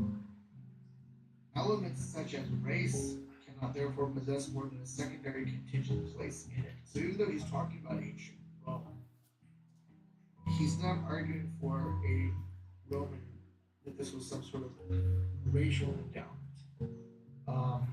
So he looks at some other instances such as the Christian and the Nordic. Page 32, he says the Christian component will appear with the features of a knightly supernatural heroism as in the Crusades, which he talks about in the next chapter. The Nordic component he mentions further on. And here he actually criticizes National Socialism, which is Nazism. He says that the Nordic revivalism celebrated today, and he uses a Latin phrase which doesn't really add much, but you can look at the footnote there, it's an explanation. It doesn't really add. By National Socialist Germany, we find mainly a deformation and vulgarization of Nordic traditions as they existed originally, and as they could still be found in those princes who considered it a great honor to be able to say of themselves that they were Romans, in other words, Roman citizens, although of the Teutonic race. So here he returns to the idea of Valhalla, which we met in the Meditations on Peace. As for the properly Nordic tradition, it's at bottom page 32. Well known to all is the part which concerns Valhalla. Valhalla, of course, once again, is the seat of divine or celestial immortality, which is reserved for divine beings as well as fallen heroes. Valhalla, he tells us, means literally from the place, from the palace of the chosen. The lord of this symbolic seat is Odin or Wotan, who appears in this unpronounceable word, Yngling Saga, as a Nordic, equivalent of Viking or Nordic, what you call it, text, as the one who by his symbolic form sacrificed the world tree, and I think that would actually mean some kind of tree, showed the heroes how to reach the divine sojourn and live eternally as on a bright peak, mountain peak of earth, which remains in perpetual sunlight above every cloud. So according to this tradition, no sacrifice or form of worship was more appreciated by the supreme God and rich in supermundane fruits than that which is performed by the the warrior who fights and falls on the battlefield. Again, this very much resonates with Shia Muslims because of this notion of martyrdom. And that's not all. Those heroes, fallen heroes who are transfigured and transported to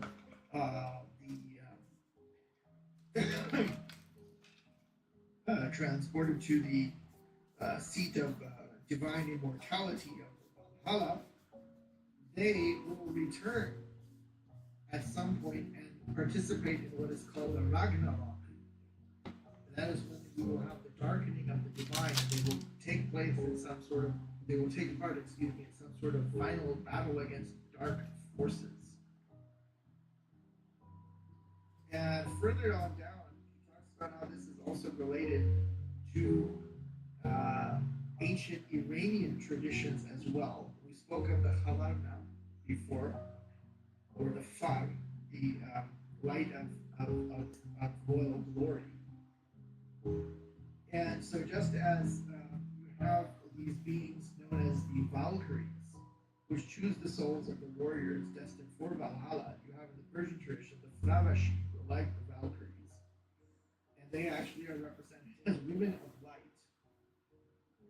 who personify more or less the supernatural forces by means of which the human natures of the warriors faithful to the god of light can transfigure themselves and bring about terrible, overwhelming, and bloody victories. The Iranian tradition also includes the symbolic conception of a divine figure, Mithra, here it's called, described as the warrior who never sleeps, who at the head of his faithful Flavashi, or the Valkyries, fights against the emissaries of the dark god until the coming of the Saoshyant, the lord of the future kingdom of triumph and peace. The Saoshyant is a Zoroastrian concept which is exactly like the notion of the Mahdi you find in Islam, especially in Shia Islam. He concludes his essay by saying that these elements of ancient Indo-European tradition, in which the motifs recur of the sacrality of war and of the hero who does not really die, but becomes part of a mystical army in a cosmic battle, have had a perceptible effect on certain elements of Christianity. And that's where he sort of then segues into his discussion of the Crusades. I just want to very quickly conclude this. I'm not going to talk much about this chapter on the Crusades. He's simply here again trying to argue for the concept of not just the sacrality of war, but the notion of a sacred war or a holy war. And he identifies the Crusades as such a thing. But at the same time, it shouldn't be seen that he's sort of endorsing one side or another in the Crusades. He's arguing in this essay that the Crusades is again something which the modern world simply doesn't understand. That regardless of what side you may have chosen, both sides were fighting for something higher. What at least they believe to be a higher sort of principle, dying for their faith, dying for some sort of, again, sacred notions, the sacrality of war. So he just very quickly talks about how sacred war, this is from the Christian point of view. He says at the bottom of page 36, sacred war, according to an old chronicler, should be compared to a bath like that in the fire of purgatory, but before death. The idea of traveling far, far away from Europe, to go to the so-called, to go to the Holy Land, is also a kind of evocation of certain transcendent myths, which he again speaks of on page 36. Transcendent myths, he writes, resurface from the subconscious in the soul of Western chivalry. The conquest of the Holy Land, located beyond the sea, was much more closely associated than many people have imagined with the ancient saga, according to which in the distant east, where the sun rises, lies the sacred city, where death does not exist, and the fortunate heroes were able to reach and enjoy celestial serenity and perpetual life. So the Holy Land, for the Crusades, becomes almost a kind of a Valhalla. And there is the notion of heavenly Jerusalem, also in Christianity. To that point on page 37, in this respect, Jerusalem, the coveted goal of the conquest, appeared in a double aspect as an earthly city and as a symbolic, celestial, and intangible city. And the crusade gained an inner value independent of all outer integuments, supports, and apparent motives. Integuments means coverings. Um, so he's talking about this transcendent dimension all the time.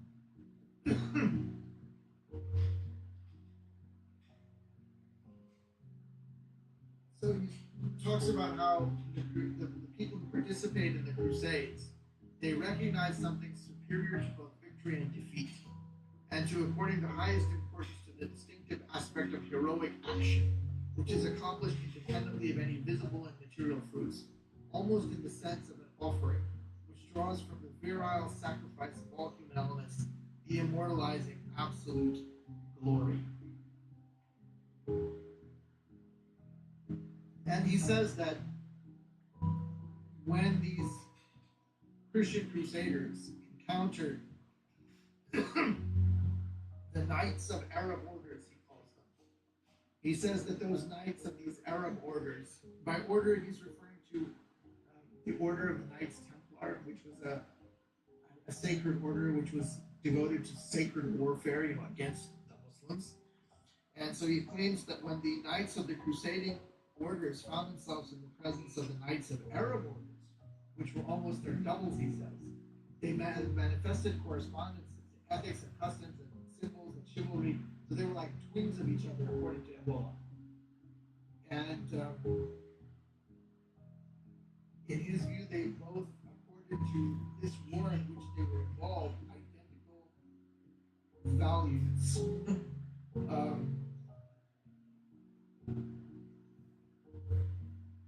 So I'll just conclude with one thing. He says,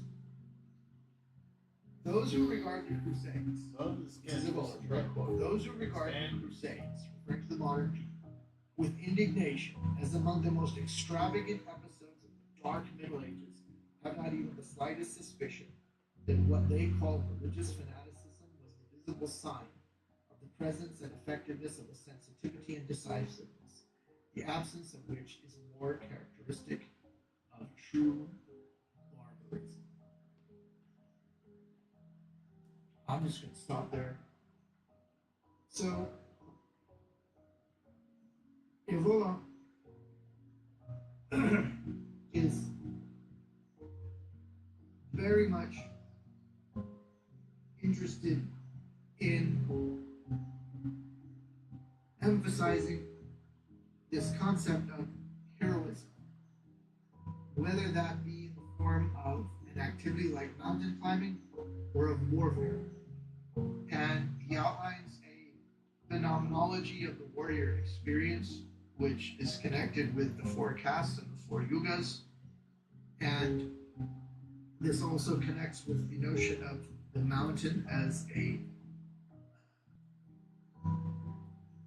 symbol of height and a symbol of a kind of divine abode and the abode of heroes.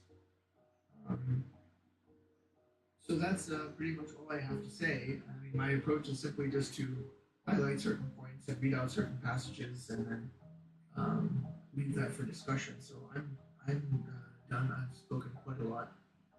I'm happy to hear from you guys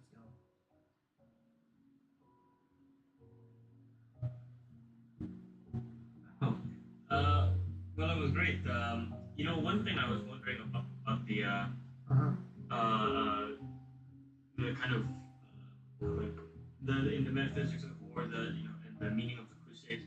I wondered if he's kind of one interesting thing he said, which might be true, is that the religions were a means to an end, and what was really expressing itself was that warrior spirit. I think that's an interesting idea, and it's kind of comes into this idea that nowadays everyone. I hope this isn't too nowadays everyone wants their religion to be peaceful, right? Yeah. So that's the idea where, on the right, there are many right-wing people who attack Christianity saying that you made the West too peaceful, now look what it's come to. And then the Christians, of course, who I personally think have a more direct connection to whatever tradition is left compared to uh, their opponents, who might be some kind of pagan or something, who brand themselves as some kind of pagan or something. I think Yeah. yeah. So to the Christians will defend themselves, and I agree kind of with the defense. Is that, well, look at the Crusade example. We were like that once, and we have some vitality. That's evidence of some kind of vitality. So so and Ebola might, and since I know, I think you mentioned before, Ebola has more negative, some negative things to say about Christianity as well.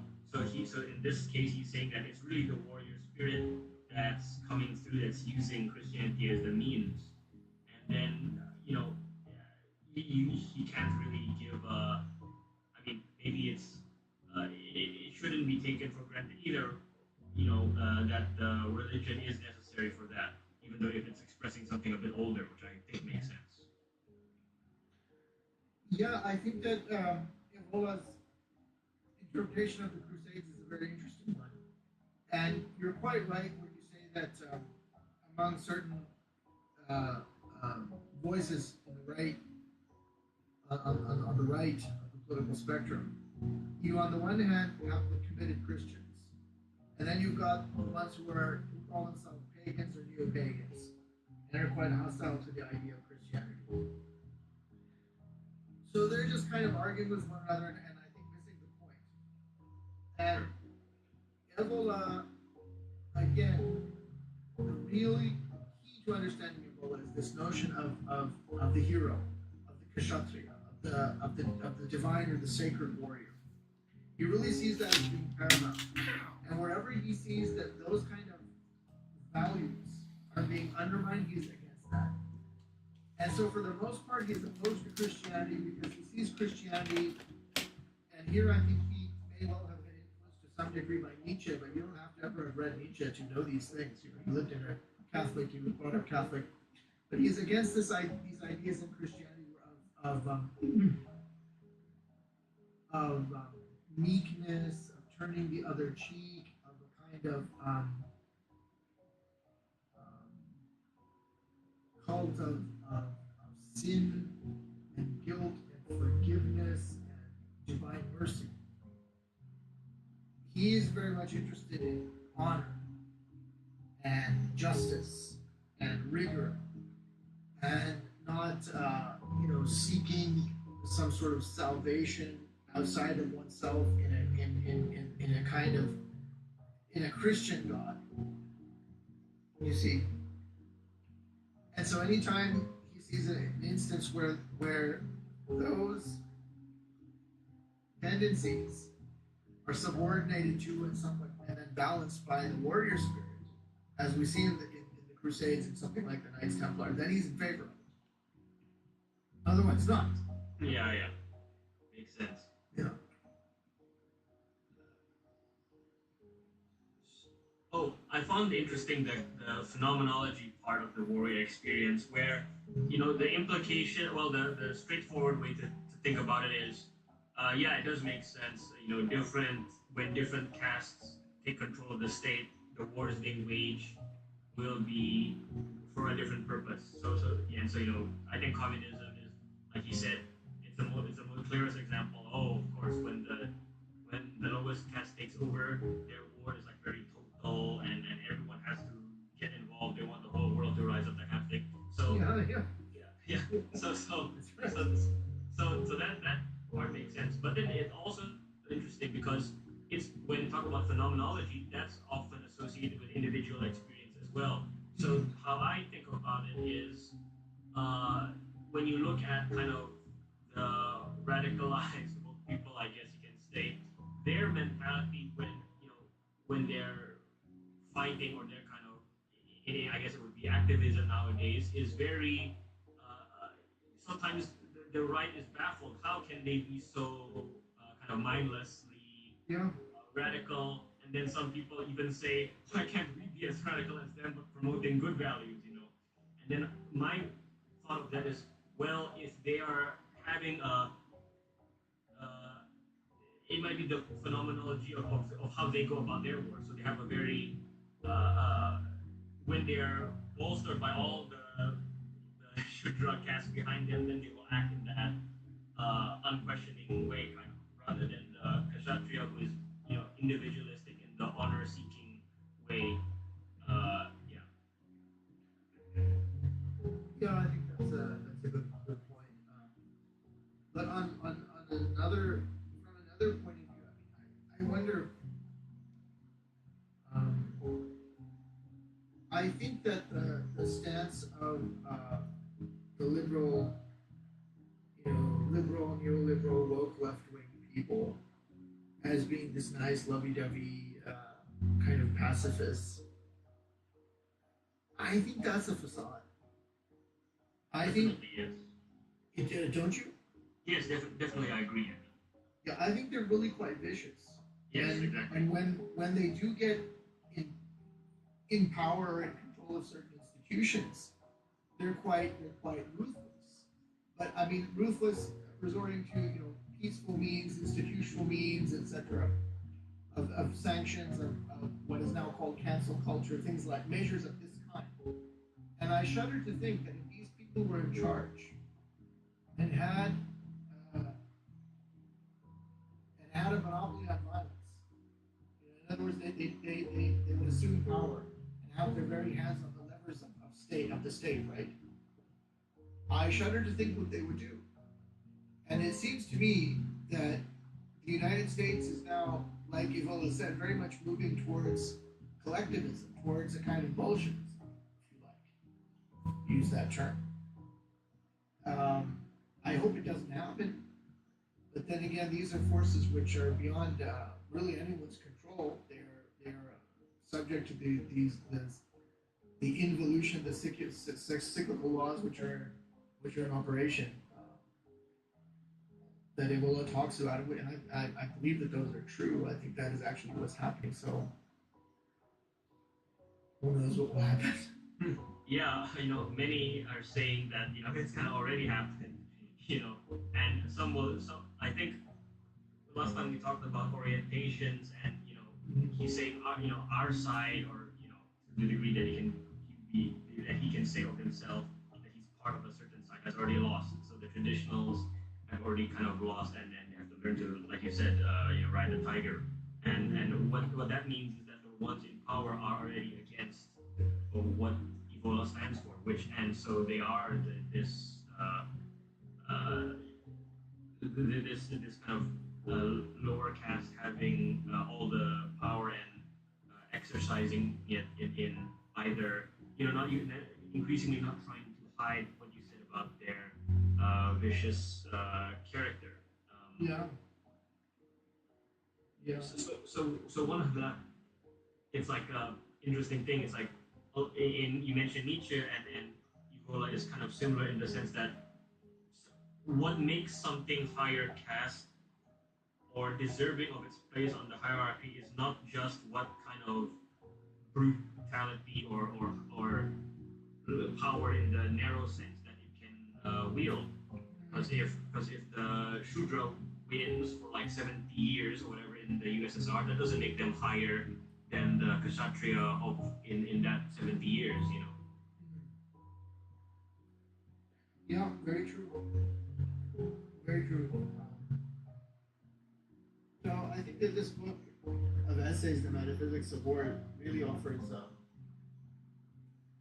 probably, I mean, people differ on this, but I think that this book is probably is the best book that I would suggest as the first book to read.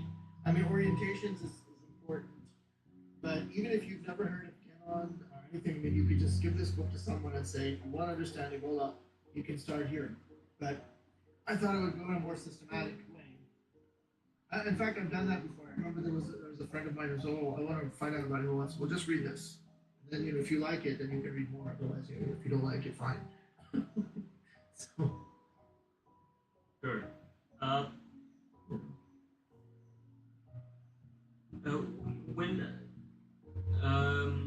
When you're, I guess I kind of wanted. I think it's not super hard to understand the kind of. I mean, experience it is something different, but to understand what he's talking about with the warrior spirit and how that aspect has been taken out of modern society. But I was kind of interested in what he would think about. How do I put it? I guess it's like, to me, it feels like it relates to the meaning of the Crusades, even though it maybe not have been mentioned in there. But this kind of attitude uh, of how do I? It seems like the attitude of the warrior spirit is as much kind of it requires as much kind of faith in the not really necessarily in the like blind faith sense, but it requires an attitude that you are definitely right and the other person is wrong, and that's an aspect that obviously again is downplayed in modern society. Oh, you have to be tolerant of everything, Yeah, that's a So good point, yeah. so and Evola to me it seems like he would be of a he would have something interesting to say about it because on one hand he does a very interesting thing of trying to draw the parallels between the different traditions and yet advocating the warrior view, which kind of implies that prioritizing one above the others. It's kind of Evola's in between personally, maybe. You think he's in between?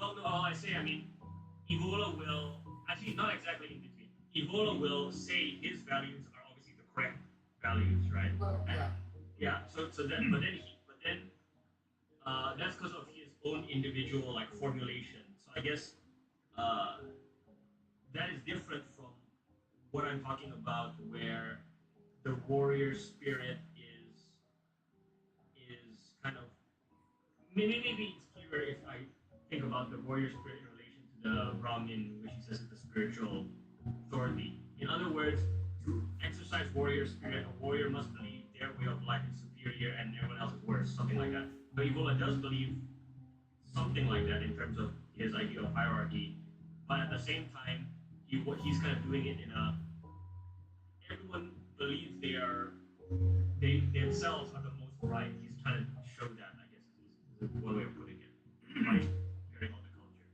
Yeah, perhaps. Perhaps. I mean, he's on the side of tradition, right? And because he's on the side of tradition, he can look at the Crusades and say, well, these Christians over here who mounted the crusade against the Islamic world, I can understand them.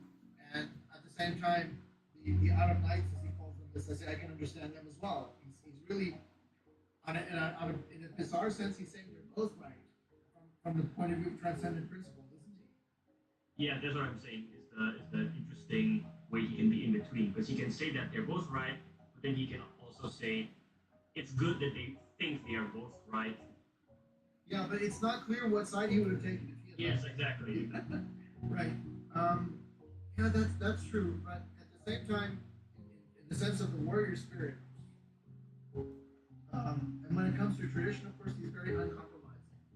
And I mean, let's just try and resolve this question of being in between. It seems to me it's not at all clear. Sorry, it is clear. Not it's not. It's not at all unclear. I meant to say that he did not advocate a particular religion. I mean, the real odd man out is the doctrine of awakening, because he almost seems to be saying, but then when you look at the rest of his work, even if he is saying nice things about Buddhism, in his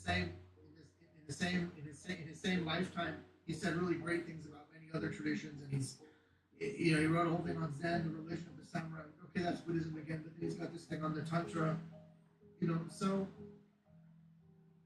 I think that Evola is very much his own person. Yeah.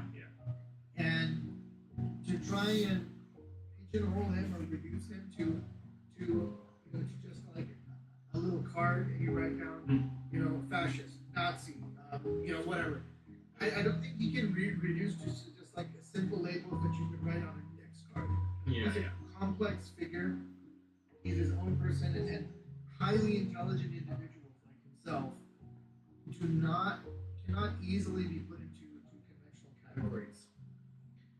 So Evola is Evola, and Evola Yeah. was was very uncompromising about the things he stood for, right? The full range of things he stood for, and I think that is so refreshing because you have so many people who are just prevaricators, and they want to be all things to everybody, and most people they don't stand for anything. And that's again why I like his discussion of mountain climbing. You've got to be fully committed. You can't sort of be hanging on a rope. You gotta hold on to that. You're gonna fall. But again, maybe that's not a good example. I don't know about mountain climbing. I've never been mountain climbing. But I was very interested in the martial arts, and I also had very similar kind of understanding that Ebola puts forward. That a lot of these intellectuals, me as an academic, I would just see all day. I would just see, excuse me for saying this, but I would just see just a bunch of bullshitters all day. Mm-hmm. Yeah. In martial arts, you can't BS it now. You just can't. You either do the punch or you have correctly, or you've done the kick or whatever it is correctly, or the block, or your stance is good or it's not good. So you have to be fully committed. And in for example, in kendo, when you stand in kendo, the kendo match is 120 seconds. That's it. 2 minutes. And of course, you don't have real swords. You have these bamboo things which are in the place of swords, but it's absolutely intense. And you have to stand with a certain stance, and you have to be prepared to hold that stance. And that sword is positioned. The bamboo sword called the shirai is positioned so that if you extend a line from the tip, it's pointing to the neck of your opponent. And if you deviate, he will get you. I mean, so my point is, you have to be uncompromising in your stance, so to speak, right? Yeah. So to speak, when you transfer it out of the realm of the martial arts, but you must be uncompromising in your stance. And if you don't focus, the other person will advance on you, and if it's a real fight, he will either kill you or you will be very badly injured. And to translate that into the intellectual domain, where people vigorously engage in debate and uphold their ideals and the things which they subscribe to, this is just not very much there anymore. Yeah, well, you just it reminds me of, I'm sure he might have written about this, but the old tradition of how philosophical schools also meant a way of life, where you had the master and you had the school, and they went to almost local war with the other schools at some point. I'm thinking of ancient Greece when Cynic used to be an actual name of a school, Yeah. Things like that. So this idea of spirituality as a way of life having to be integrated, yeah, that's definitely what how about the most traditional you can get in terms of how you describe traditional life. I don't know how true these accounts are, but I mean, because I'm not a specialist in the study of Indic traditions, but what I've heard from other specialists is that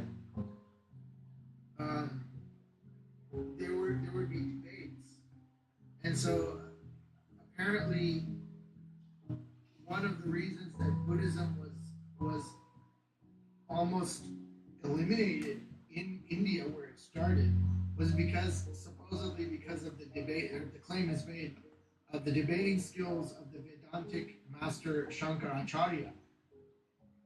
And so they would have these debates between these schools or monasteries or what have you, and he would best them in the debate, and so all of these Buddhists would have to become, Vedantic. So whether that's true or not, but that was the idea that if it is shown that the doctrines on which you stand, are problematic or can be established through some rigorous or logical argument, so that we can show that you have some ambiguous terms or false premises or syllogism is invalid, and it's all over from that school, right? Yeah, and I think that does make sense. That well, I mean, I've heard that it was such a big tradition that probably happened. Yeah, like in terms of the public debate was like a show for them as well. Yeah. I mean, it seems that whole tradition of scholastic Buddhism only was transferred into Tibet, or at least that's the claim that's made, that the traditions of Nalanda basically just ended up being en masse almost translated and shifted and taken over there. Yeah, that seems true. I've read a bit about the subject, and it seems like uh, scholasticism, as it's in other different religions as well, the most parallels are in Tibet, I suppose. Yeah, Probably. and I guess to kind of remark on a funny thing you know we've been going for a while. When he talked, that brief aside about skiing, I thought it was interesting how he described it. Like going skiing is like learning how to drive fast in a car in a chaotic way. You know, so it might be full of excitement, and that's the main draw of it. It is. I mean, I've only been skiing once or twice in my life, and I'd never done it before. And I remember I just went and I just jumped off of the ski lift, and it was really exciting. It was very exciting, but that was about it. And you just come all the way down the mountain, you go back, and you do it again, and you don't even have to. He remarks about that also, that you don't have to climb back up. You have the Yeah. and you just jump off of it. So it is interesting. Yeah, I don't know anybody else. None of the other traditionalist authors remarked on skiing. More than one has remarked on mountain climbing and passing or somewhere or another. But skiing is the only one. I just found it interesting when you mentioned it because, and you mentioned your own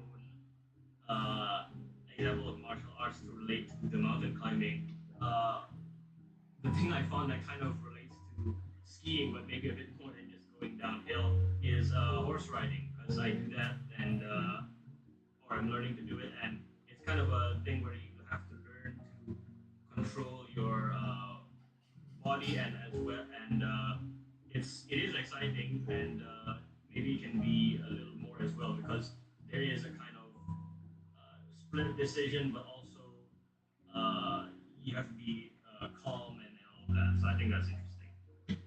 Yeah, that's definitely true. There's all sorts of physical culture, but about skiing. I wonder if he lived to now and seen these so-called extreme sports. Oh yeah.